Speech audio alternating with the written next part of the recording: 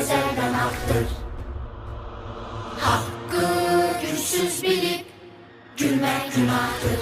Gelecek cezanı çekmeyin vaxtı.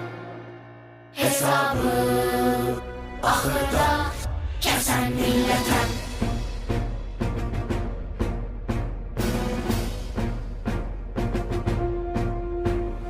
Düzme qabağıma çopurdaşları, səsləsəm dikələrək dağ qardaşlarım. İstəsəm tarixin bir də başlaram, mən dur